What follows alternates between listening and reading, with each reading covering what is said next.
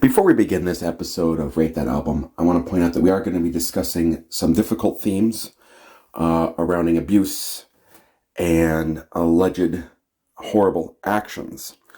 We are going to be taking a comedic route on our conversations. This is not condone or make light of the subject matter that may come up during this podcast. Understand that we are here to entertain you. However, I wanted to put a warning. Myself and Joe wanted to put out a warning, I should say, before we begin, letting you know that yes, some dark subject matter may come up.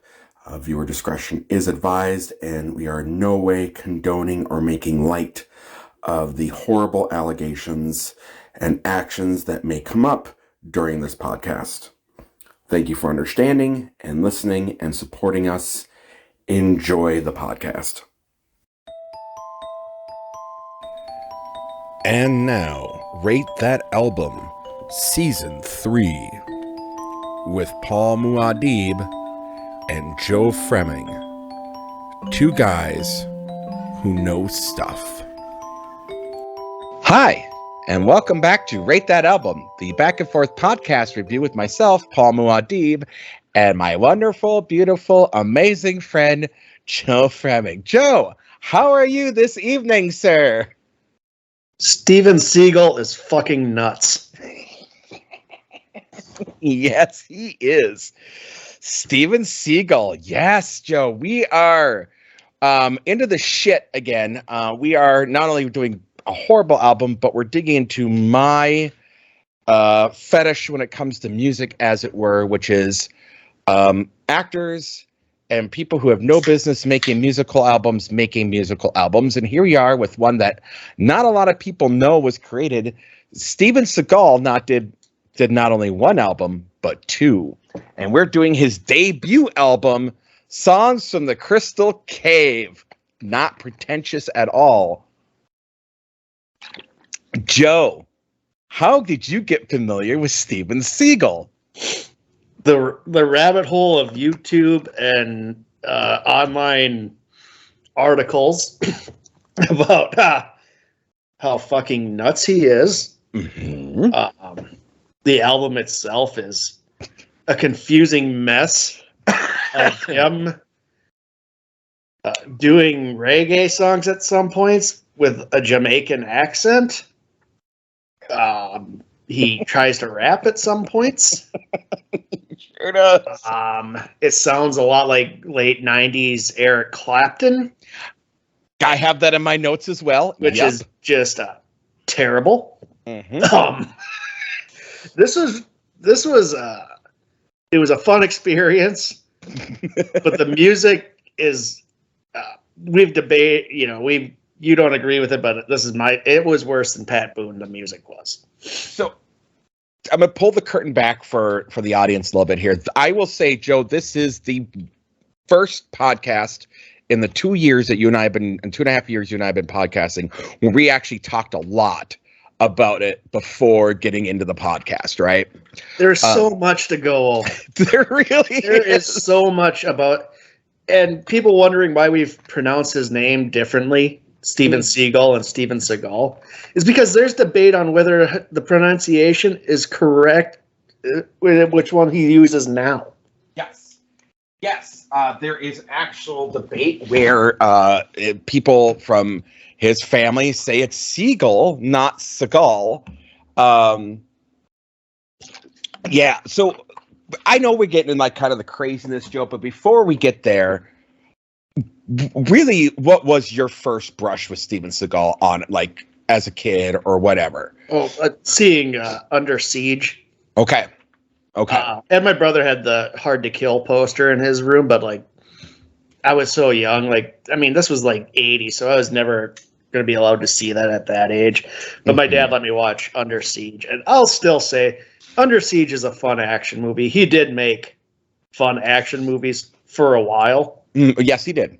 And then then he started becoming the king of straight to DVD, like long before Bruce Willis and the Red Box shit. Yes. So funny. We're learning a lot about me in these podcasts. I'm finding out. I grew up in a very interesting household, and we've talked a little bit about our upbringings. Both of us watching Twin Peaks at a much younger ages than we should have. So my father was a Marine who was super strict, and my mother was a nurse who was a hippie. Okay.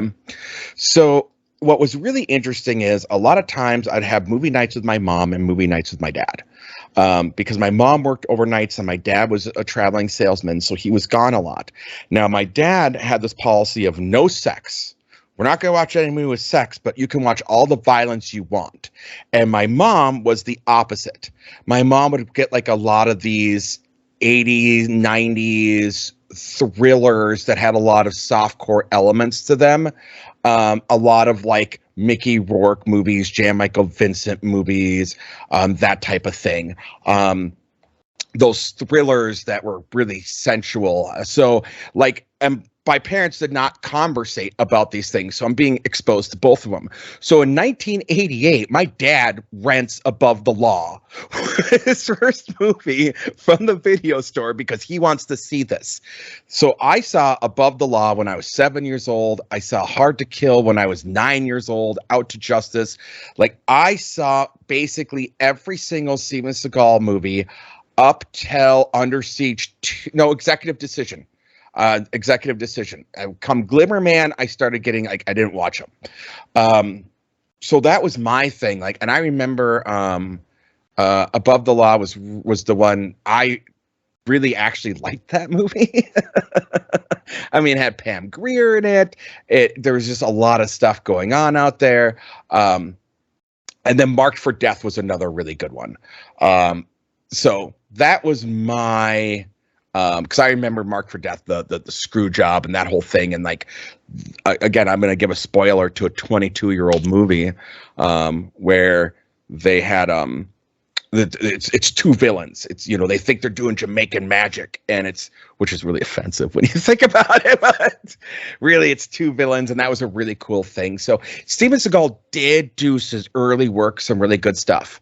Yep. I mean, Under Siege, you have to remember, it has Tommy Lee Jones at his craziest with Gary Busey. Yes, sir. Yes, sir. Gary Busey, when I believe he dresses in drag. He does dress in drag. Yeah, because he shoots the. Yeah. Yes. So yeah, he was on a roll. Like, of all the stuff that's come up, nothing will be taken away from Steven Seagal's legacy. Is that he did make some entertaining action movies. He did early stuff again, and then we got like, I remember Executive Decision. That's when I knew like he's starting to go bad, because that's the one where like he's in the movie for like the first 20 minutes, and then like he's gone, and I was like, because I don't even think they could handle him. Like, knowing what we know now, they couldn't handle him, because that's the John Leguizamo story, and we'll get to that. Well, as our friend Jontron said, Steven Seagal, he was a badass. He was putting asses in seats, and his only thing he had to do was not be crazy off set. And he couldn't do that right, could he, Joe? No, God, no. He couldn't. His story is nuts. He lived in Japan. He became a master at Aikido.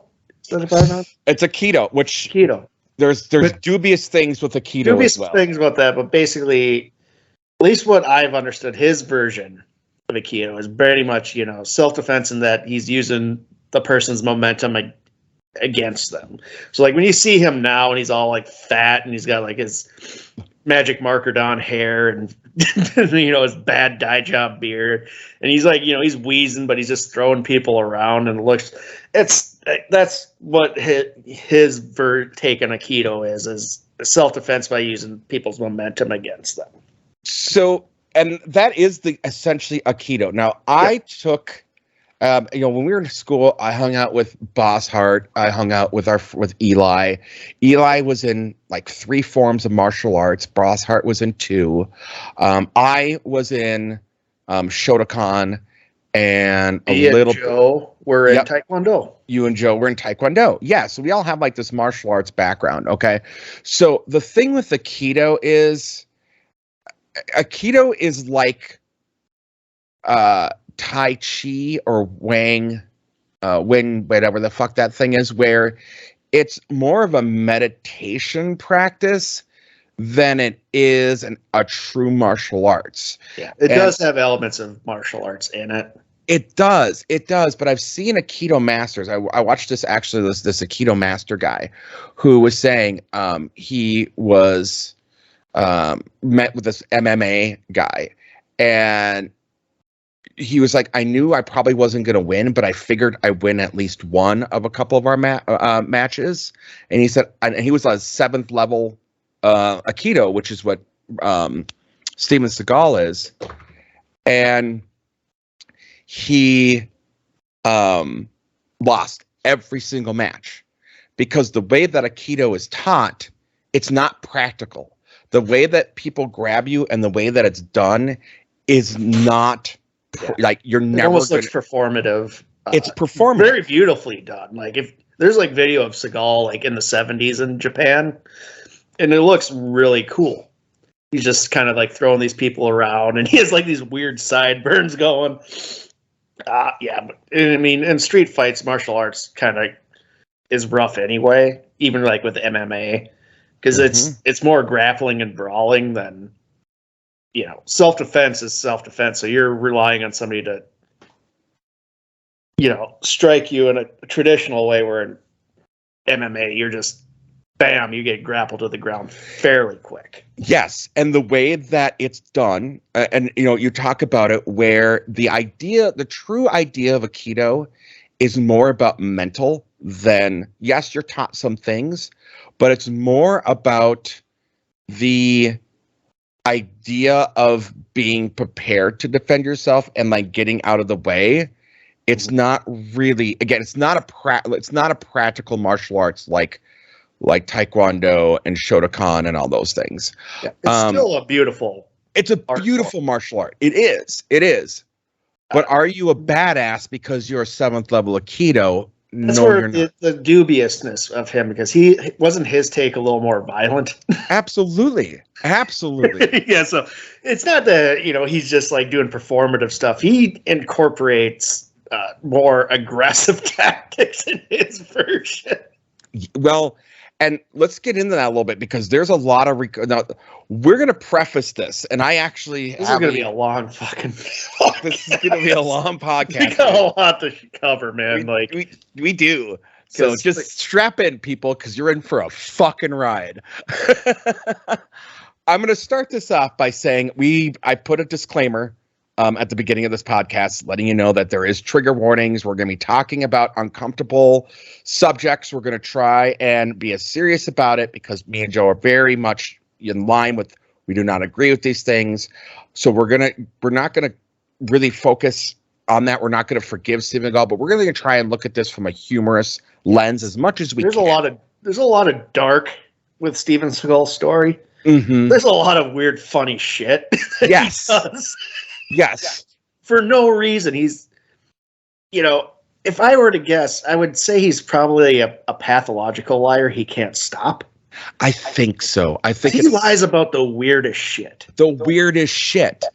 So let's get this out of the way. As far as his violent things go, he has been known and is hated by stuntmen for injuring people on set just to be a fucking asshole.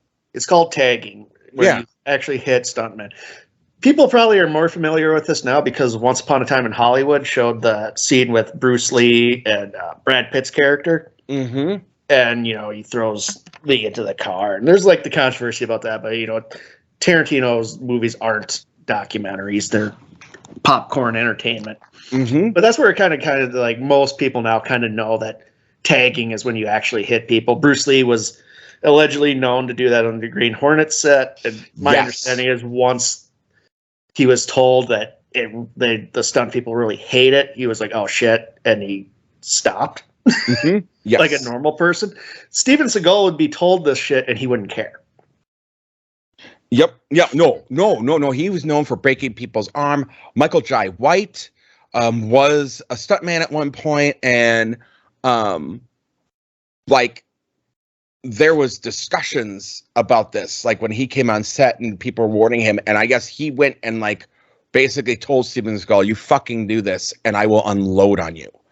And Steven Seagal, being the alleged bitch that he is, again, everything we're saying here, I'm prefacing this right now, is allegedly, unless we can otherwise state it happened. So yeah. So he starts in Japan. Mm-hmm. Starts a dojo. So he's one of the first, allegedly, because there's even dispute about this, white people who run a dojo in Japan. Yeah, well, let's start even before that, because let's start about where he was born, Joe, because there's debate on that. Well, Paul, kind of like to connect with this podcast with the music.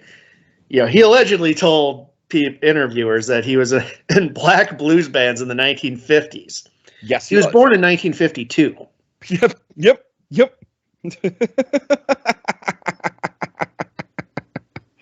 Yes, that's. I actually have it right here. So he did an AMA on Reddit, and it is the best thing in the world.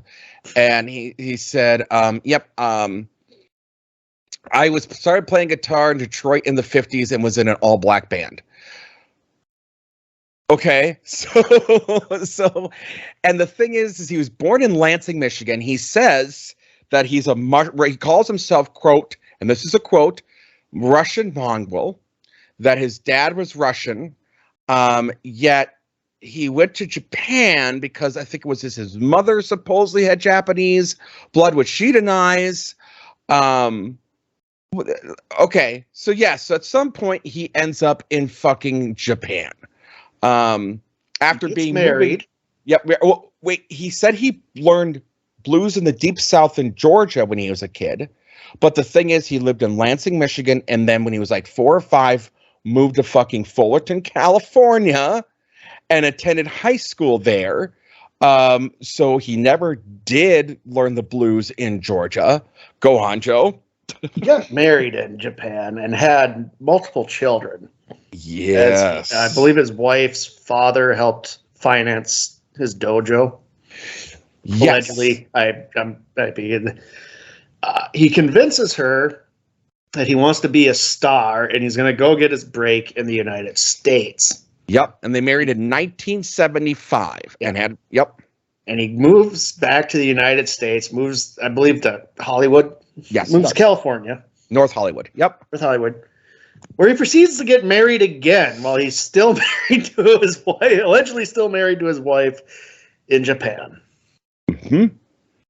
Yes. He got remarried while his wife was still in Japan running their dojo and raising their 2 children. Yeah. And there's a alleged list of abuse with his wife in the United States. I'm not going to gloss over that. There is dark shit. Dark shit with that. Lots of allegations. He married that woman. So he was married to the other one. He married Adrienne LaRussa. They were married for only a couple of months. And then got divorced because she found out he was already married. Then he divorced his wife from the United States in Japan, leaving his kids there and leaving them there. And in 1986, because he became obsessed with Kelly LeBrock and married her. And Joe, what's the Kelly LeBrock stories? Well, there's a few of them. My favorite is he allegedly, like, I just can't, so I can't substantiate it, but it's out there on YouTube, so it's not like whatever. He allegedly had her Lamborghini stolen so he could use the insurance money to pay bills. Yes. I don't know the veracity. I don't know if that's true. It seems crazy. He also, his rise to Hollywood, There's also allegedly allegations that he had connections with the Gambino crime family in New York. Yes, there's allegations. I don't put a lot of weight into that theory because in the especially in the 80s and into the 90s, the mob was in disarray. I don't think they'd be, and they really did not have much pull in California. Mm-hmm. They're mostly, if you read up on the mob, they're mostly New York, New Jersey, that area, especially around that time, because they're making their money off of union contracts and carding and waste management and loan sharking and shit like that. I don't see them getting involved with Steven Seagal, but that story is out there. Yes, that story is out there. Absolutely correct. That story is out there.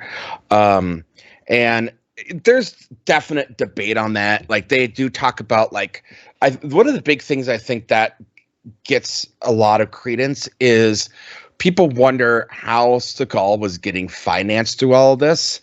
And one of the things, going back to his Japan thing that they talked about, was how popular his Japan Aikido school was. Well, it wasn't his.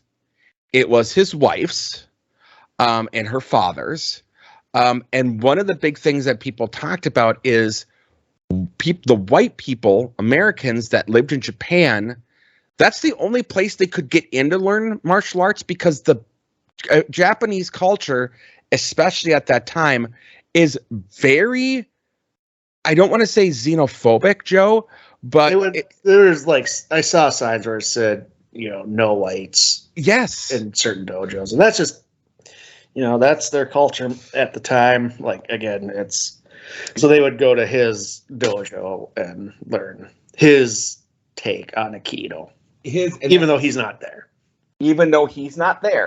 And I like how you said his take. And I will say there's some credence to that. There's a buddy of ours, well, not of ours, that I knew shortly after we graduated. He learned Japanese because he wanted to live there and teach English. So he went to Japan. And everything was cool. Like, we're like, awesome, he's living his dream. And 8 months later, he's back. And we're like, why are you back? And he goes, they asked me to leave. He said they were really cool with the fact when I was there, like, teaching English and things like that. But the minute I said I wanted to live there, immediately everyone became cold and said, you need to go. So he's like, that last month of me living there, he's like, I was the loneliest I've ever been, because everyone was shunning me once they found out I was trying to get citizenship. Yep. So there is that aspect of it. All right. So we got that. Let's get into some of the crazy actor stories. You found one. I want you to tell the LaFour story, Joe. Yeah. So the actor who played LaFour's in Mallrats, I'm going to butcher his name, so I'm not even going to try it. So I'm just going to refer to him as LaFour's. He's actually, he was a bodybuilder, and he was a stunt guy, I believe, in a lot of movies. He meets Steven Seagal and Kelly LeBrock at an airport. And at the time, he's dating, I believe, what's her name? Grace Jones. Grace Jones, yep. Oh, Sven Only Thorson. Yes. Yes. Yes. Sven, yeah. Yep. He's in The Running Man and everything. Yeah. Dude, he was in Abraxas with Jesse Ventura. Yeah. But he'll always be LaFour's to me. He's faster than Walt Flanagan's dog. All right. So Steven Seagal starts, they shake hands. He starts gripping it tight and not letting go. And he's hurting him. He's like, he asks politely, like, stop. Seagal won't stop. So he lays him on his ass, embarrassing Seagal, to the point, like, years later when he's on deadly ground, Seagal started fucking with him during fight sequences. Are you fucking serious? Yeah. Yep. Yeah. Oh my God. Okay.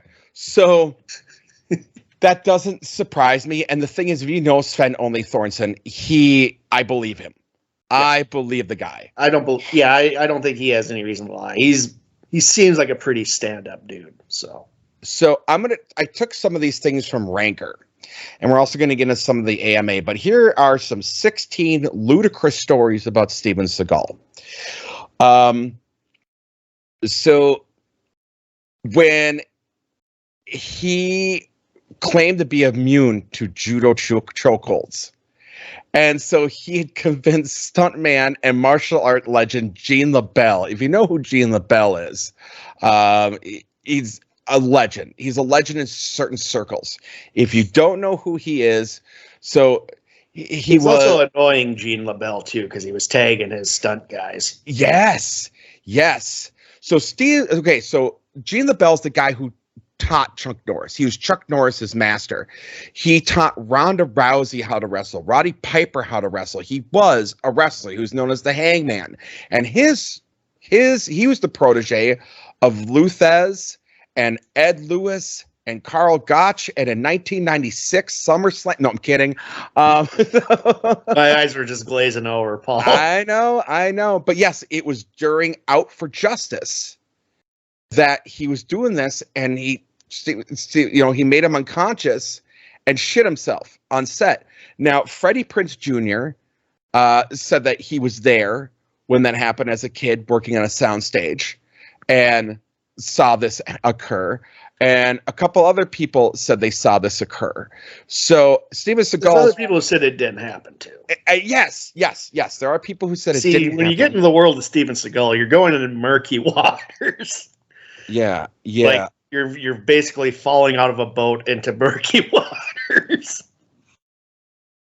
Yeah, no, 100%. Speaking of dropping in the murky waters, so off a boat. So during Exit Wounds, I believe it was with Tom Arnold and DMX. DMX. Steven Seagal started to really get into his own ass, and the director was like, let's we're gonna do what's wants to block some shots. So basically, go ahead, Joe. You're creating an action scene on a boat, so you want to block shots, and you want to get the right shots, and you want people to be prepared with the stunts, so people aren't hurting themselves and falling off the boat. Right, and Steven Seagal at this point is so far sucked up into his ass. To give you guys an idea, for that movie, I think that was one of his Exit Wounds was, I think, about the time that he started doing his own shit. No, I'm sorry, not yet. That's Exit Wounds was the reason why he started doing his own shit. So he's like, they're like, let's do this, and Steven Seagal's sitting there going, just film. And they're like, no, we need to do this. He's like, just. I don't practice or whatever. Right. I don't. Yeah, let's just do it. So they're like, all right. So they're doing this scene, and Steven Seagal's character is like, all right. And then he goes for the door he's not supposed to go to. And Tom Arnold's telling the story, and he goes, I'm going to try. I stopped myself from stopping him because I needed to see this happen.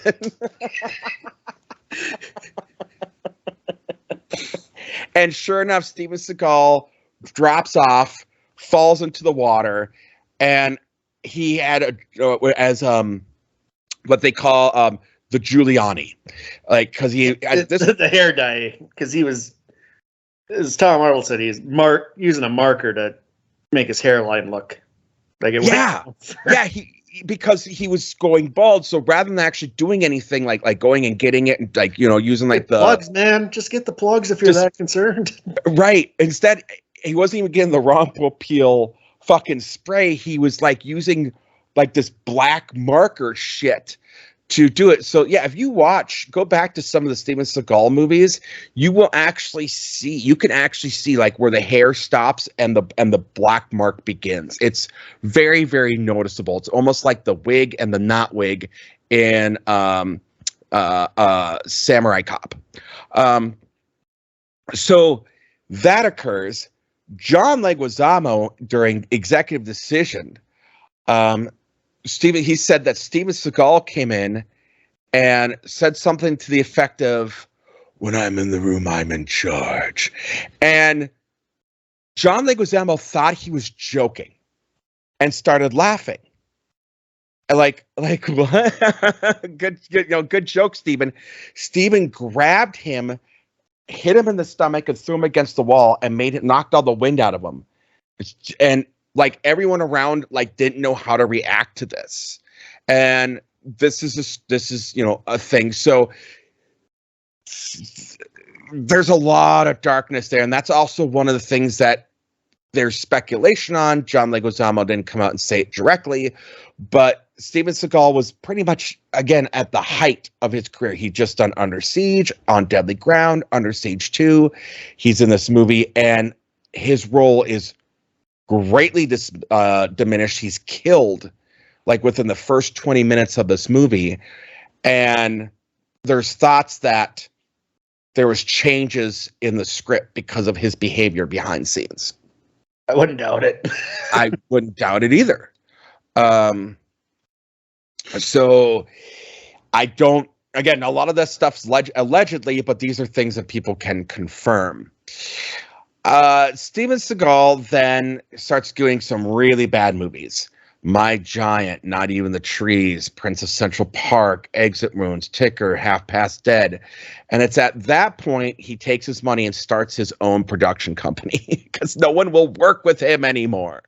And he's like the original, as you talked about, the original Bruce Willis, where he's just doing his own thing. So not only that, but Joe, did you know that in 2005 he released his second album and launched an energy drink called Lightning Bolt? I'm all too familiar, Paul. I'm all too familiar, but we're also skipping over. We just skipped over perhaps one of the funniest aspects. Oh, hear it. I want to hear it. I want to hear it. Steven Seagal was the worst host of Saturday Night Live. Yes. According to not only former Senator Al Franken, but Dana Carvey as well. Yes. As well as David Spade. Just about everybody who worked with him on Saturday Night Live hated him. Why don't you tell that story, Paul? It's because it starts with him rejecting everything, and it ends with Dana Carvey at a party with Arnold Schwarzenegger. Yeah, so I know the Al Franken story better than the Dana Carvey story. So you tell the Dana Carvey story, and I'll tell the Al Franken story. Okay, so I'm just off memory. Carvey's on the Howard Stern show, not too long ago, talking about this. In that Seagal, he was he hated all the ideas. He didn't want to do it. He didn't want to make fun of himself. And they want to do a Hans and Franz sketch, where they're like, "Oh, we're better than Steven Seagal." They're the jokes, Yep. And he's taking it personally. He's like, "No, you guys are not going to say that. You're not going to say you're better than Steven Seagal." Like that. And then Dana Carvey says at one point, he's staring. He sees Seagal and he's just staring off into space. And Steven Seagal just whispers, I'd kick Arnold. I wish Arnold Schwarzenegger was here right now so I could kick his ass. Mm-hmm, mm-hmm. I guess later on, Dana Carvey's at like Planet Hollywood or something, and Schwarzenegger's there with his entourage, and he tells the story to Arnold, and Arnold's just like, "Oh, I'd like to see that happen." I'm just laughing it off, something like that. He just dismissed, barely even registers Steven Seagal as a human being.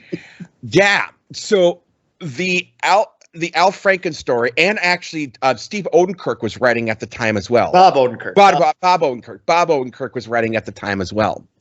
And what happened was, according to Al, and I watched other things on Saturday Night Live, Lorne Michaels has to be like the liaison. He has to be nice to whoever the host is because he's like the bridge. So a lot of times people will fall on the sword for Lorne Michaels to be the bad guy if they're pitching skits or doing things that are not working, because Lorne has to have this relationship.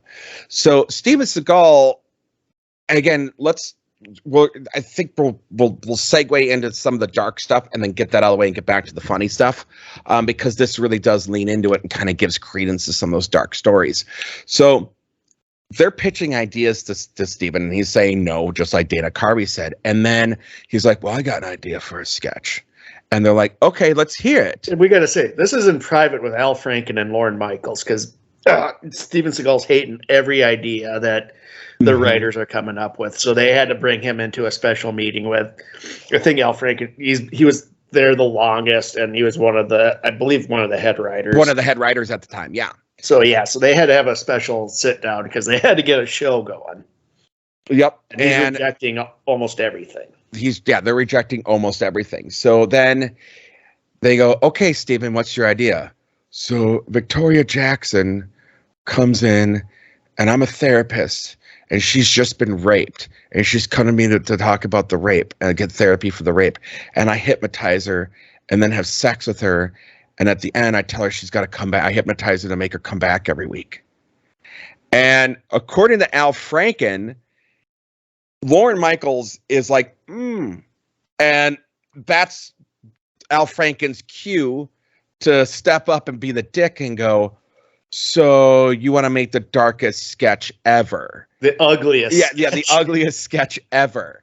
And you want us to air the ugliest sketch in the history of television. Yeah, that's what the ugliest sketch in the history of television. You don't like any of my ideas. And so that gives way, because basically when you this is the ugly part, and I don't want to, and I'm not taking away because there's other funny things, but let's get just serious for a moment. And then there's a lot of sexual abuse allegations.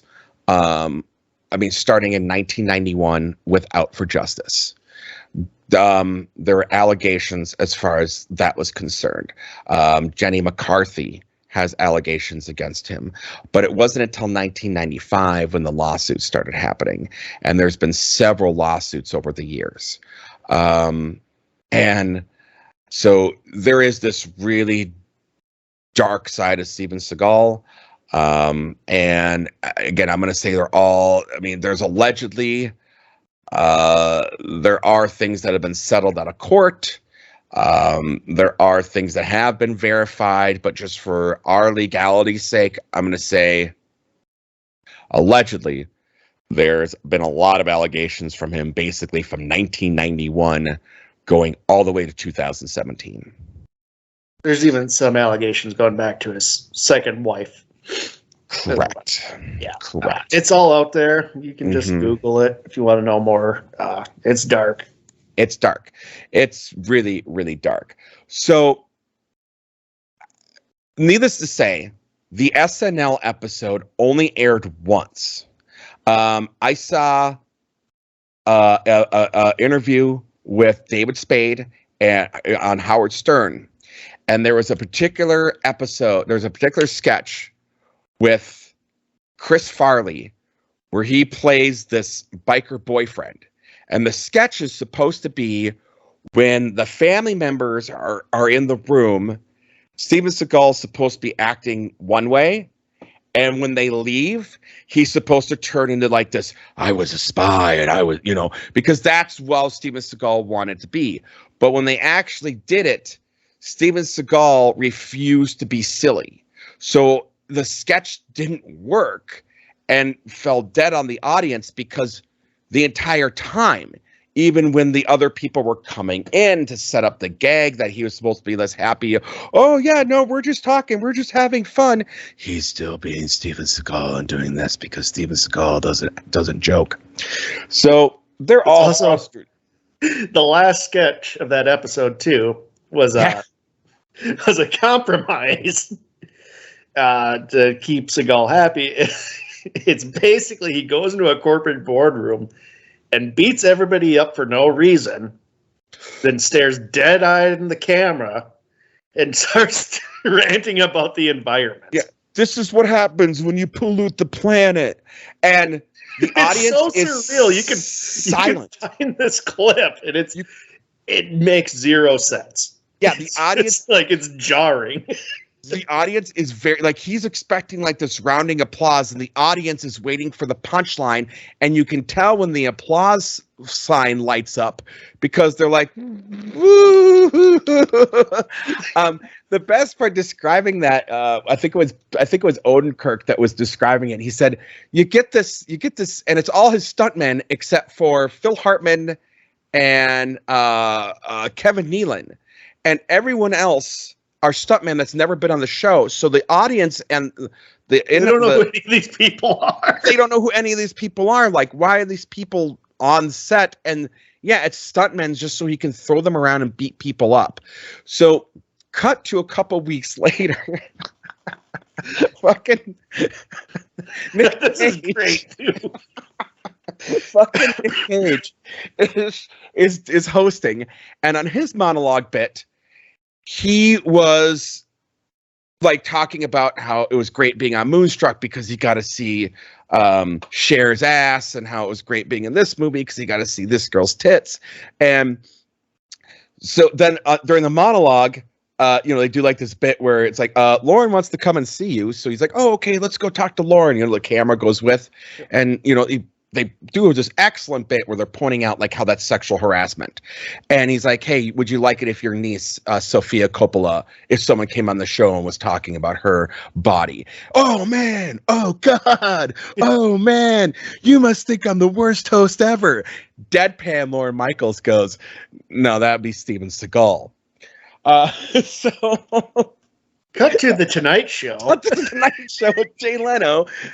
Al Franken set to be on, and it was just him and a band that he could tell. He didn't know who the other person was going to be, but he knew there was going to be someone else. And sure as shit, it's Steven Seagal, Joe. And Steven has the audacity to cut him out, like to ask him right there, why did Lauren say that about me? And what did Leno do, Joe? He was like, nah, it's because you're a big star, You had to make fun of you because you're a big star, You're an action star. Leno's just like trying to keep the peace because you don't want Steven Seagal to be beating up Al Franken over something Lorne Michaels said. Right. And Steven Seagal, like an idiot, goes, oh, right. So yeah, that's the best part. That excuse makes zero sense. It makes zero sense. But it to Seagal it did. So Jay Leno kept the peace. Yeah, that is just insane that he would be upset. But again, his skin is so thin he couldn't tolerate being a butt of a joke, even though he is hilariously the butt of the joke that is his life. Yeah. So I don't know if he's still talking shit about Jean-Claude Van Damme, man. That rivalry is from the 90s. And so there was going to be a fight at Sylvester Stallone's party. Right. They were going to fight at Sylvester Stallone's party. Well, it was because Seagal was talking shit. Yep. And so Van Damme had it and said, let's do this. And Steven Seagal snuck out of the party to avoid the fight. Yeah, and he's still to this day, he's like, Jean-Claude Van Damme, he's not a tough guy. And it's like, Seagal, you look like you ate Steven Seagal at this point. Van Damme's still jacked. Yeah, he goes, he says, hey, he was at an interview with The Voice. And this guy said, okay, let's talk about Hollywood Tough Men. Is Jean-Claude Van Damme a tough guy? And Steven Seagal gives him a look and he says, do you want me to laugh in your face? And he said, okay, what about, who else did he say? Fuck, I can't remember the other guy. Oh, Michael Jai White. Is Michael Jai White a tough guy? Do you want me to laugh in your face? Okay, what about Chuck Norris? White is a tough badass, man. Not only was he Spawn, he was like the guy that the Joker killed in The Dark Knight. Yeah. The mob boss guy. He's awesome. He's always the thing is, you watch interviews with Michael Jai White, he's the most positive guy on earth. Yeah, Until you it bring is. up Steven Seagal. I don't watch Joe Rogan a whole hell of a lot, but I'm really enjoying Michael Jai White. And there's a story at the gym that Michael Jai White kicked a fucking like kickboxing bag off the fucking chain. Like he like just destroyed this thing. Dude's a badass. Yeah. So, and then they ask about Chuck Norris, and he's like 70. Like, do you think you could take me? Like, you know, and it's Like, just like, absolutely, Steven. yeah, absolutely. Like, these guys are taking care of themselves. Like, Steven Seagal's let himself go. Like, I've watched interviews, like recent interviews. He's wheezing sitting down. He is wheezing sitting down. So if you watch any of his newer movies, and I have actually, because again, I've seen a lot of the He's always sitting, isn't he? It's not only that he's sitting. There's a lot of that, but the cuts and the things are done where they're so tight and it's dark and it's so quick. And if you actually will notice that they won't shoot from about the pecs down, unless he's wearing like armor or like a lot of layers or things like that. But there's a lot of scenes where, like, especially like he's with a gun or something, he's behind cover. You don't see him. If he's gonna run, it's super like shaky cam to avoid. There's a lot of obfuscation going on. He's fat, and like here's the thing: it's all right. And he's fat, his ego but he's is shit talking people who are in shape who could kick his ass. Mm-hmm. That to me is chef's kiss, man. He's fucking nuts. And then let's also talk briefly. I mean, check out Tom Segura's stand-up bit on Steven Seagal. Yes. Yeah. Like a lot of the stuff, like for me, like this happened before you even brought it up. I was watching his stand-up. He does the bit about Steven Seagal and being a law enforcement officer in Louisiana. Yeah, let's talk about that because let's just do it briefly because like he's part of a reality show where he helps cops. Mm-hmm. I don't know, is he like specially deputized or something? Like he's obviously not an official law enforcement officer. I believe he is a deputy. I believe he is Deputy? deputized. I believe Right, he so is. So as Tom Segura would say, if you get in a bar fight, there's a good chance Steven Seagal will show up to break it up. Yes, and he was brought in the Maricopa County by Sheriff Opio to help train the. That's in Arizona. Like the reality show's in Louisiana, but he was also brought to Arizona for Sheriff Joe's. Yeah. So Sheriff Joe started a posse of unpaid volunteers to help assist. And it was a very controversial. It was very controversial. He got booted out of office for this shit. Yeah. For multiple reasons, but this is one of the reasons why he got prison camps too that were unconstitutional. Exactly. So here he was training basically a militia, a unpaid posse, he called it, to help assist police officers. Steven Seagal was brought in to train them on how to take down school shooters.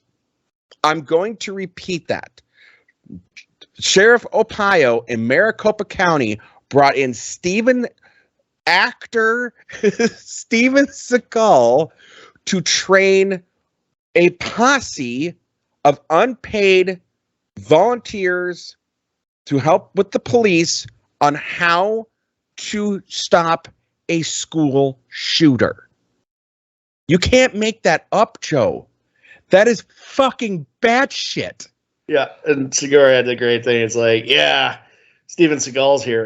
They're signing autographs. Nah, he's gonna treat you to the train. Like, nah, I'm good. Yeah, right, and like one of the I watched the thing on it because they did have like it was like the news crew was out there, and he's like, you got to get in there right away, otherwise you're gonna. And he had to stop himself and think, and he goes, lose children, and and the guy like, oh my god, like yeah. So there's that. And let's also say he holds citizenships in the United States, Serbia, and Russia. Yes. He's currently in Russia, and he got in some shit too about talking about how the dastardly Ukrainians are killing all these Russian soldiers. Yes, he has citizenship in there. He's also friends with the Belize. No, what the fuck is it? I want to get this country right. Because he said he was Russian, but then he also said he was part of this other country. And he met with their dictator there and ate carrots with him. It's fucking crazy. Yeah. Yep. He was asked to train by Putin to train the Serbian Special Forces Aikido. Again, his Aikido's questionable. The practicality of it in a war. It's fucking nuts, dude. Yeah, it was Belarus. He went to Belarus and was met with Alexander Lukashenko, who was a dictator. And had met this guy and farmed with him and was given watermelons as a gift for coming to meet him. The dictator Lukashenko gave Steven Seagal watermelons as a thank you to coming and meeting with him. Mm-hmm. Yeah. Shit you can't make up, Joe. I mean, what do you expect from a guy who demanded a script rewrite because he decided he didn't want to kill anybody on screen? That's another brilliant one. Yeah, they had to convince right away, day one. Steven Seagal, day one, they come in, they're like, we got a problem. Steven Seagal's now a pacifist. She doesn't want to do this. And they're like, what? So they're trying to convince him to do this scene. So they film it a different way. And then they convince him to the guy he's supposed to kill there, he's a murderer. Yep. So if you kill him, it's stopping him from killing more people. And you're freeing him from his sins and all this shit. So they're basically just making shit up just to get him to fucking start filming. So what happens is, though, then later, a couple weeks later, Steven Seagal starts ad-libbing about having not killed him. About the scene. The scene they shot. And so they had to bring this actor back in to do a voiceover of the scene to make it look like he wasn't dead. So that way they could just have him yell something like, I'm still alive or whatever. Jesus Christ. So, yeah, that's another one. The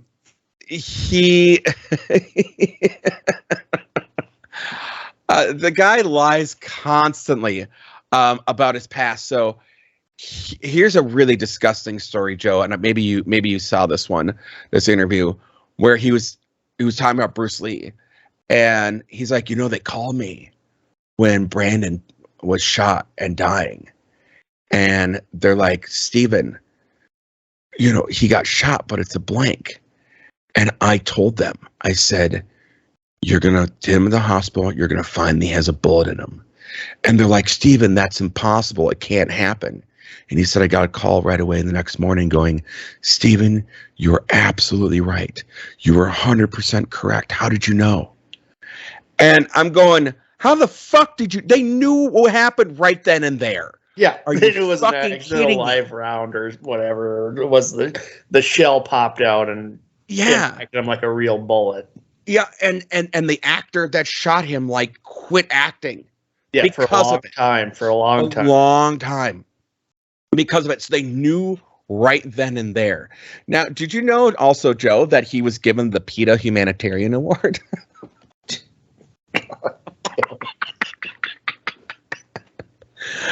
Yeah.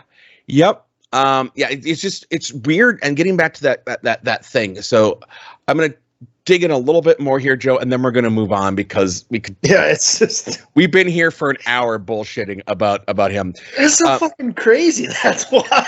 And the thing is, he lies about things that there's no reason to lie about. And this is we are scratching the surface. There's a lot more stories than this, and me and Joe were passing shit back and forth all week. It was. There's so much out there. It's well, okay. Let's get to this one. I guess I will. He was taking credit for Alex Silva's front kick in MMA, and he's like, "Yeah, I taught him that." And like for a couple other things, and all these people are going, "No, he fucking didn't. No, he fucking didn't." Didn't he also allude that he's won MMA championships, but he has. didn't? Yes. Yes. Yes. Allegedly. I don't know. I didn't see, but it's just like he takes weird credit for things. So in his MMA, in his AMA, his Ask Me Anything Reddit, it only lasted about 20 minutes, and he bailed on it because it was a fucking shit show dumpster fire. Seriously, if you get a chance to do it, go check out this. Just Google Steven Seagal. And I'm talking to the audience here. Google Steven Seagal, Ask Me Anything Reddit. Click and change sort by Q&A, and you are going to be in a fucking gold mine of crazy shit. One of the things he says is, do you think it is, someone asked him, do you think it is possible to kill someone with a credit card? 1,000,000% possible if the credit card has been modified. It's a very easy thing to do, is one of the questions he had. One of the questions that his cast show was, I was wondering if you've ever heard of Your Mom's House podcast. Tom Segura is a huge fan and would love to have you on. They have a pretty large listenership and talk about you all the time. So my question would be if you ever consider going on the podcast. I'm open to anything. That would be amazing. It would be amazing, right? Here's another question in the AMA. Mr. Seagal, would you rather fight 100 mice-sized Steven Seagals or one Steven Seagal-sized mouse? And Steven Seagal said, one body rather than 100.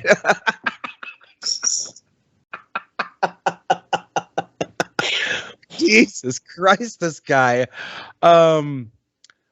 You are planning to make a lot of movies scheduled for this year. What is your current biggest drive that motivates you?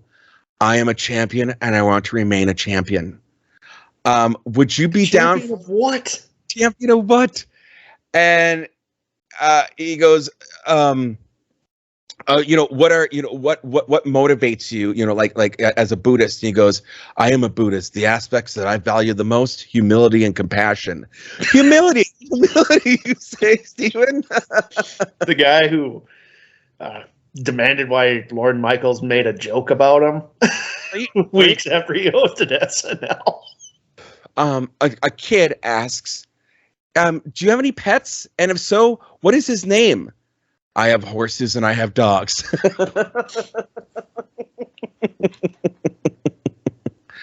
Are you really the king of improv? I don't think so. There's just crazy things here. So I also want to get into, if you know who the actor or the Jack Whitehall is. He does a Netflix show. He's a British comedian called Travels with My Father. And he happened to be in Bangkok, and Steven Seagal was staying at the hotel that he was at. And the producers were like, we need to get Steven Seagal. So he meets with Steven Seagal, and he talks to him, and he's like, and Steven Seagal offered, he's like, do you want me on your show? And he's like, yeah, I do. He's like, okay.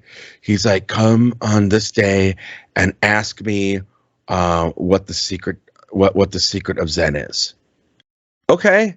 So he's like, by the way, can I bring my dad? My dad's a huge fan. And that's part of the show. He's like, yeah, fine, whatever. And so Steven, do this thing. And he's like, oh, Steven, one last question for you. What is the secret to mastering Zen? Without warning, without telling him, Steven Seagal throws him into a fucking pond that they're by. Just throws him in the pond, and Jack Whitehall has talked about this story. He's like, I was fucking pissed. I was mic'd up. I had no idea that this is what he was going to do. He just got in the car and fucking drove off, and we didn't see him again. Yeah. So a lot of humility, Paul. A lot of humility. So anyways, guys, that is the Steven Seagal. That's just the scratching of the surface. Guys, this is a rabbit hole of rabbit holes that I would encourage anyone to go down. It is so much fun, and you will enjoy it. He has never been nominated for any awards other than the Golden Raspberry Awards. The Razzie. I was going to say that he had to been nominated for a Razzie. He was nominated for On Deadly Ground, for Executive Decision, for Fire Down Below, and Half Past Dead. But Joe, let's get to the main attraction. What about his also? Oh yes, go ahead. YouTube Steven Seagal running. It's hilarious. Yes, the man doesn't know how to run. His arms flail. Wild. I can't even describe it. You just got to check it out. Yes. Do it. It's brilliant. There's a whole thing on it. A lot of it. There's a lot of things. I forget who it was. Someone told him, like, just don't run in movies anymore. Like, someone else famous told them don't run. Like, I don't know if it was Sylvester Stallone or I think it was Sly. Sly said, yeah, maybe you shouldn't film them running anymore, though. Like, something like that. But, Joe, today's main attraction, an hour into our podcast about music, is Songs from the Crystal Cave. Joe, let's get through this. It's a bad album. It's as confusing as all the stories we just went over. Yeah, let's get into it. It's a bad R&B / world beat / reggae album. Well, and with a lot of questionable things going on in it. A lot of questionable things on it. Now, on the wiki, it is described as outsider country meets world music meets Aikido, with a mixture of rock, reggae, and country music. I don't hear the country on here. I don't hear the country. I hear bad R&B, bad blues, really bad blues, and like Southern blues. That's what I hear. I don't hear country. And like, holy fuck, what kind of reggae is? Like I feel like I was offended. Yeah, I was offended by this album, Paul. Let's keep in mind that there are 1, 2, 3, 4, 5, 6 producers on this album, including Steven himself. All right, so we'll go track by track here. And let's not forget that some of his songs on this album were used, of course, in his movie Into the Sun. Starting with the track "Girl, It's All Right."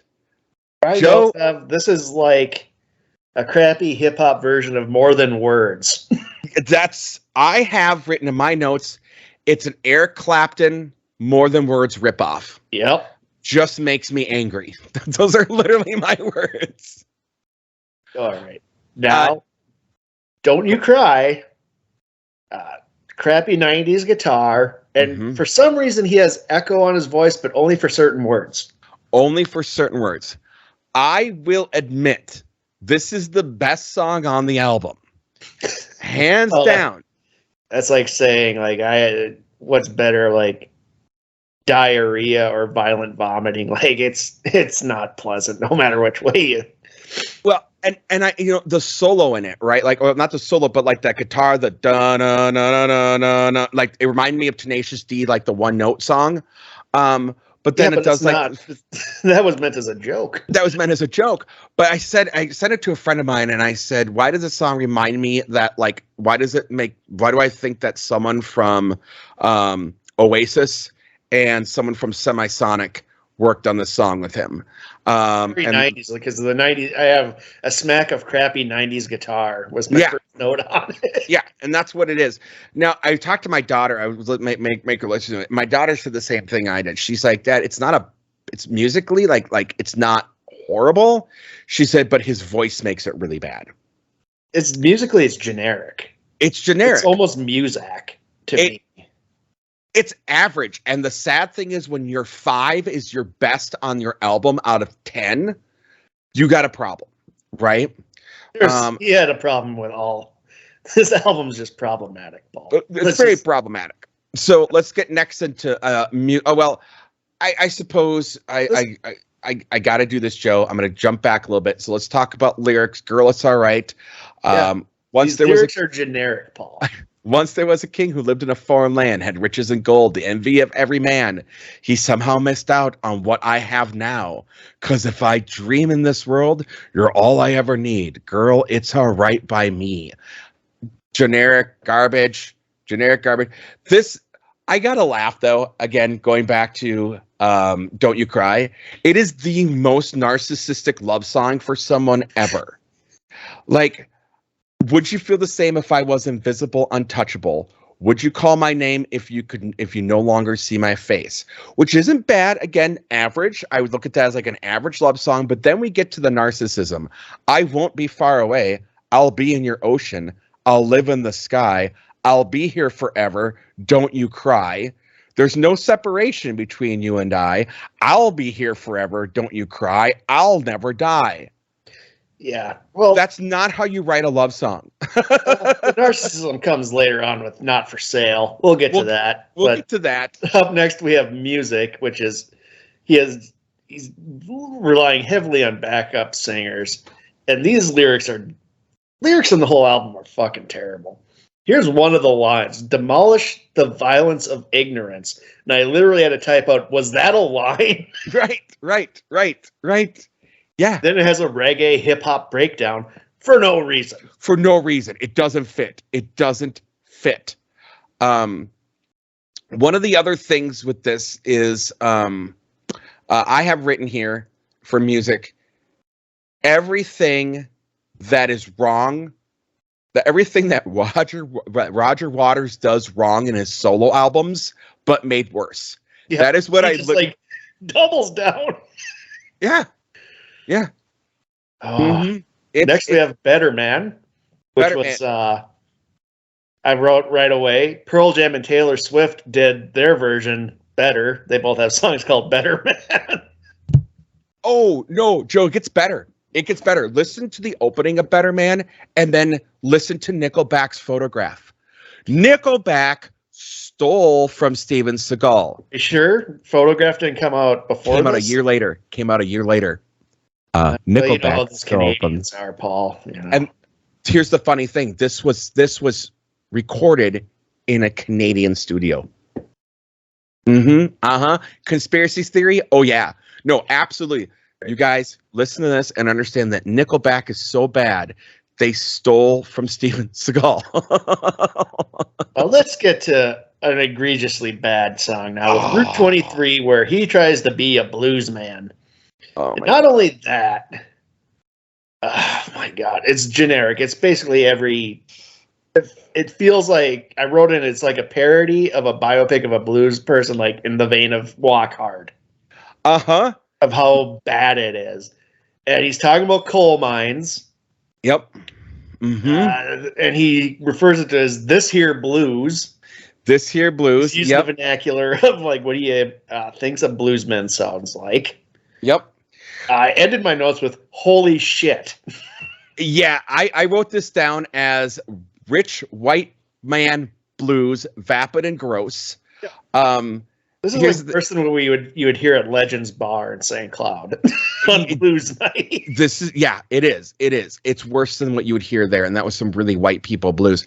My daddy people came from far away. Mama lived on the porch of the rich folks. My daddy had to work to pay. Are you fucking kidding me right now, Steven? We were told it was up Route 23, Black Love.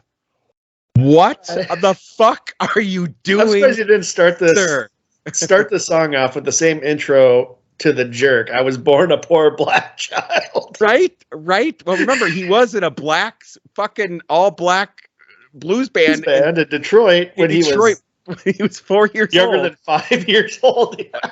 It had to be because, again, he moved to California when he was like 6. So yeah, it had to be when he was 4 or 5. He was on stage in an all black fucking blues band. Good for him.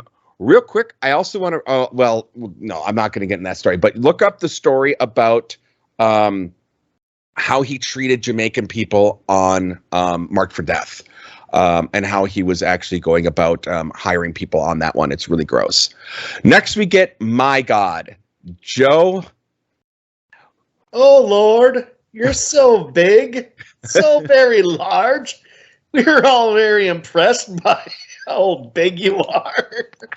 Like, he's like, I just went straight to the Monty Python meaning of life with It sounds like the priest is talking about a dick. Yes. Because he literally says, my God is better than your God. My God is bigger than your God. Like bigger? Like, yeah. What? The fuck does that even mean? Yeah, my God is bigger than yours. So he's trying to make a statement here. But the statement makes about as much sense as that SNL skit where he looks right in the camera and starts talking about the environment. Yes. Now, I'm going to say, now, first of all, let's talk about that supposedly Stevie Wonder came in and did guitar. I mean, did a harmonica on this. I don't think so. Almost every other instrument known to man being on this. This was a way overproduced track. Way overproduced track. I need 50,000 didgeridoos. And this song, the reason why, because this song was produced by Steven himself. Allegedly. So with Stevie Wonder, allegedly. Like, he lies so much, I don't even know if Stevie Wonder was actually on this track. And I don't think Stevie Wonder cared enough. I think he's like, whatever, Steven's gonna Steven.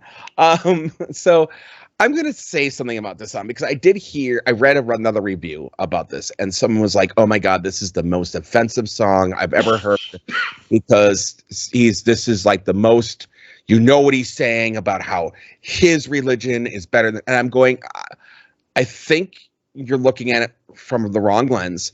Though Steven's not right. He's not really good at articulating. Have you seen his movies? I think he's critiquing religion. He's critiquing religion. He's not very good at it, but this is a critique. This isn't him literally saying, my like God when he's saying my God is better than your God. He's going from the point of view of an asshole. Zealot. Yes. He's not condoning it. He is condemning it. He's just not good at it. He's terrible at it. He's terrible at it. He should not be doing this, Paul. No. But I will say He should just write this as a poem and keep it to himself. Yeah. Oh God, speaking of writing as a poem, I got to jump to this story because it's a quick one. So Stephen was reached out to his agent. And he was crying.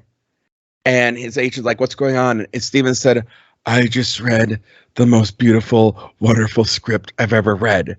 And his agent's like, that's amazing. Who wrote it? I did. Yep. And if you've been listening to the past hour plus up to this point, that should not have been a big reveal. That should not have been a big reveal. I will say, there are things in this. There are things in this one, I get what he's trying to do. So I do think that honestly, that other review, which was a professional review, by the way, I just think they were looking for things to hate the album on, and just I think other songs. Right, I get what he's trying to do. Mm-hmm. We'll get to that with the song Agreed. that I've just found fucking hilarious. Yep. But I get what he's doing, but it's not. The execution is bad. He's not, he's not a musician or a lyricist or anything. No, he's not good at this. Much like he's not good at acting or being allegedly a decent human being. But and you know what? Well, it's too late now because we've already got past that point. So I'm not even going to bother trying to address the Steven Seagal apologists that are out there online. Go fuck yourselves. A lot of them. People can. There's a lot of them. Whatever, it's their thing, and it's one of those things. Like it sucks when you find out people you respect and like, where a celebrity turn out to be real shitbags. But cognitive dissonance is a real thing, and I'm sorry you're dealing with it. Yeah. Next we get Lollipop. Jesus. One of the only cover songs on the album that he has the audacity to put his name on it. Joe, he says he wrote it. It's technically a cover. It's technically a cover, and I will say it's awful. It's a reggae hip hop song. My first note is, oh, what the hell is this?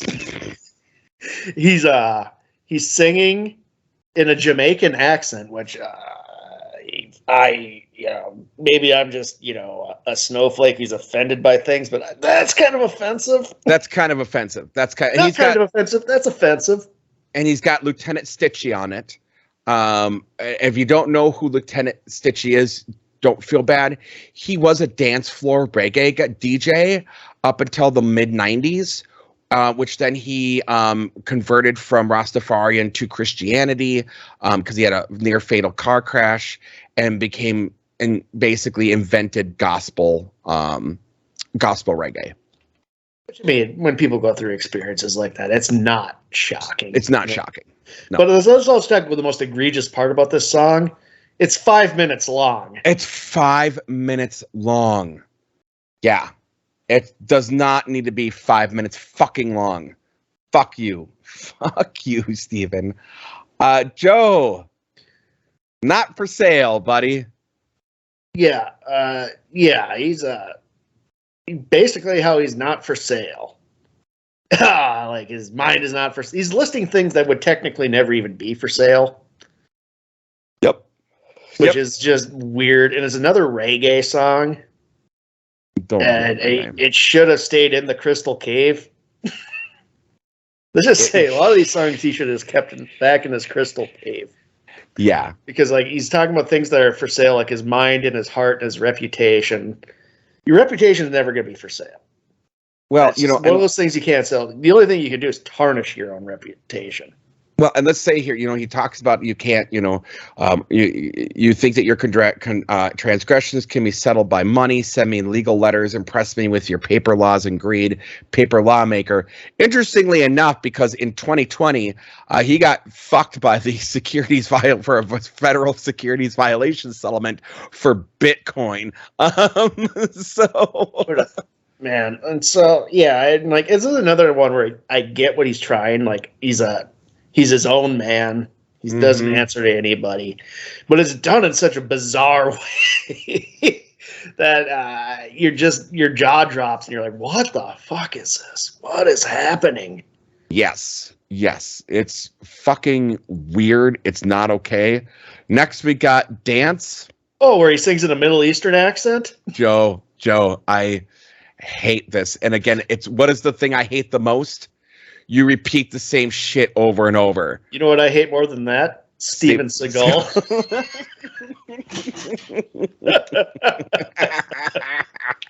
Yes, sir. He's singing in a Middle Eastern accent in this. Fuck this guy. And he has Arabic flourishes in here, which, I like Middle Eastern style. I love Middle Eastern music. I love it. And here I was just offended all over. I just, if you're going to do it right. Don't fucking suck at it. Yeah. So there's that. And next we get Jealousy with Lady Saw. Oh God, this was the worst song for me. This is bad. Go ahead, Joe. So yeah, he's everybody's jealous of him. He's talking about selling stuff to the tabloids. Mm-hmm. He complains about about journalism and how the forefathers would be rolling in their graves because people are using the Constitution as a weapon. Yep. Guess what? The Constitution was intended to be a weapon of sorts. Yep. So he doesn't understand the United States Constitution. Doesn't like the Fifth Amendment. Yeah. Doesn't like any of them. Honestly. Doesn't like any of them. Yeah. Allegedly. Hey, speaking of allegedly, with the Jamaican reporter, go on. He's arguing because there's like a little skit, which I'm surprised didn't end with him staring right at the camera, talking about the environment. This is what happens when you pollute the planet. Speaking of lawsuits, did you remember tabloids? Yeah, but at this point, he wasn't even in the tabloids, was he? 2005, was he even a thing? Yeah, he was. Yeah. Remember, you got to understand. Nobody cared at this point. 2005, nobody gave a shit about him. There was the allegations that were still coming out and things like that. So yeah, but like he was. Yeah, and there was the extortion. There was the whole extortion situation that occurred that kind of came out in the 2000s, and he had ended up there was a lot of things that were settled out of court, basically around Nassau, Julius Nassau, and all this other stuff. Yeah, it's really fucked up. So But let's also not forget too, Joe, that Steven Seagal did get in trouble when he took part of a county raid in an army surplus tank and ran over someone's dog. Oh my God. Trying to break up a supposed cock ring fight that didn't exist. A cockfighting ring that didn't exist at the house. Next, we got War featuring Lieutenant Stitch again, Joe. What'd you think of that one? Bad. Yeah. And he's just singing in the Jamaican accent again. And again, you got Lieutenant And it's like, Stitch. if you're going to do a song in a Jamaican accent called War, why not cover Bob Marley's? Good one. Good point. Or Edwin Starr. Do Edwin Starr. What'd you think of Gory? Well, we got Strut. Oh, yes, we got Strut. I'm sorry, Strut. I'm forgetting Strut. I forgot Strut, and I just, I know it was another reggae song. Jesus Christ. Like, he went heavy on reggae here toward the end of this album. Like, I don't understand why. He's not good at it. Girl, you really want all night? Me want the buddy. Make me feel nice. Boy, you really want it all night? Me want the punani. C for make nice. Fuck you, dude. Fuck you. Because her clothes are just as pretty. They don't just cover her kitty. Wow. Mm-hmm. Yeah, all right, dude. Let's just go to Gory. Yeah, let's go to Gory. This is another back into the Clapton R&B shit. And he's singing in falsetto. Yeah. And again, he's singing about slave drivers. Fuck you, dude. Fuck you. You pile of shit. This is just out of control wrong. Slave driver, I know you don't want no part of me. Slave driver, won't you open up your heart to me? Slave driver, why won't you look right through me? Okay, white man, tell me again. And let's not forget about the weird ass world beat drum breakdown. And the weird psychedelic like flanger on the fucking song that doesn't fit. Like, what the fuck? Yeah, bad. And we get ending with The Light. Yeah. I just said this is a keto weird fake the vocals transcendental with the music. backup vocalists at one point. Joe. They're both going. They're singing both in like each side of the headphones, and it's like they're competing, and It doesn't work. And then he starts kind of rapping. Yeah. That's as Steven Seagal can. Oh my god, it's so bad. It's so bad, and the lyrics are just. He is not, Paul. No, dude. This guy isn't even Snow from Canada. This guy's not. 12 inches of snow, Paul. 12 inches of snow. You know, actually, he's doing really well in Canada. Actually, has like 13 albums and still going strong up there. Good for him. Yeah, I don't care, Paul. Well, I'm happy for the guy, but you know, I'm not. Well, that's fine. You don't have to be. But you know what I'm happy about, Joe? We got through this fucking album.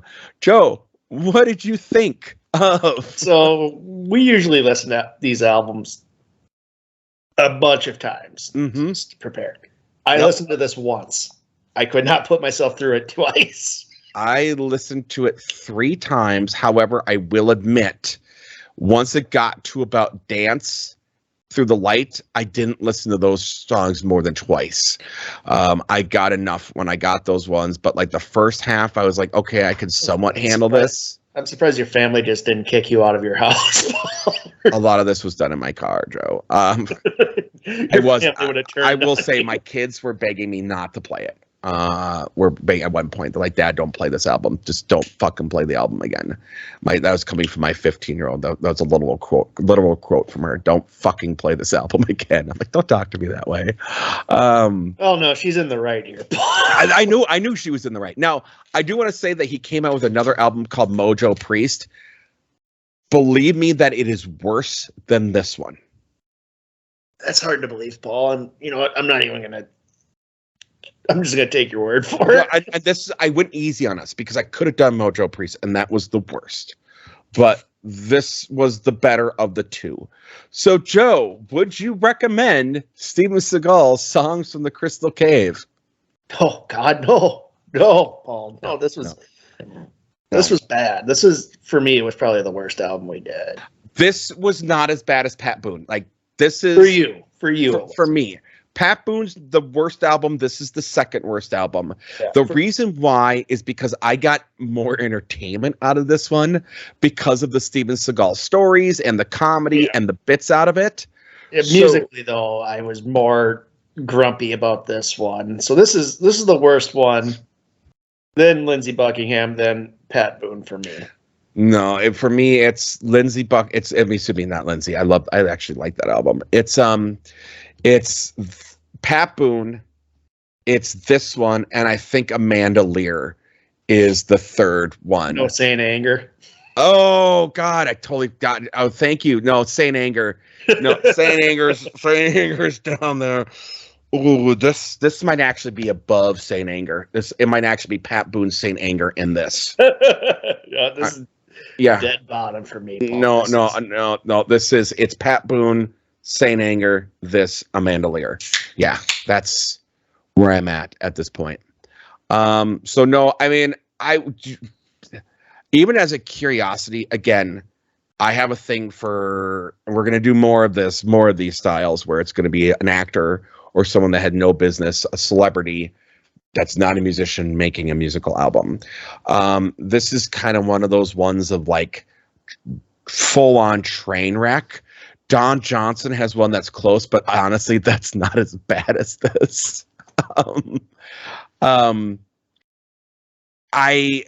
The song "Don't You Cry" I think is the only one that, and I wonder if it's You're just gonna because put that on a playlist, Paul. I'm not, but I think because I have Stockholm from listening to this one, it's the best song on the album. So for me, I go, it's the one track to check out because you're going to laugh when you listen to it because it is Steven Seagal singing, but it's the one that's not going to hurt you the most. It's the most inoffensive, the most generic, the most whatever. Like you would hear it like on a fucking like pop, like a light rock, yacht rock station. So if you are curious about it, really stick to that. Maybe My God. Not even Stevie Wonder fans should go there though. Yeah, this is bad. This was bad, Joe. Yeah. So, all right, Joe. Well, let's get the plugs and get the hell out of here because this is honestly one of our longest podcasts we've done on album It had wise. to be, Paul. It had to be. It had to be, and we didn't even scratch the fucking surface. There's more people. Go down the Steven Seagal rabbit hole. So my question is, Joe, what do you guys got going on at the Joedown? We'll be doing the review here soon for Cool as Ice. So I'm so excited for that. Fuck. Paul, you want to know what we're listening to next? I do. Because you put me in a mood. I sure did put you in a mood. More celebrity albums. I knew I was in a mood. All right, what do we got? We're going back to 1998, Paul. We're going to go with Joe Pesci's Vincent LaGuardia Gambini Sings Just For You. Yes. Oh, my God. Yeah, you're damn right we are. It's a bitches day, dude. It's a motherfucking bitches day. Yeah, we are. I know this album very well, sir. I could go home right now if you wanted to.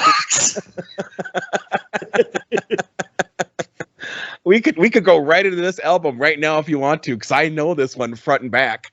Oh yeah, with the T-Bone produced this one. Absolutely, sir. Yeah, fucking Blondie. All right. I'm excited. Yeah. I'm fucking excited for this one, dude. Yeah, and it's his second album, right? Yeah. All right.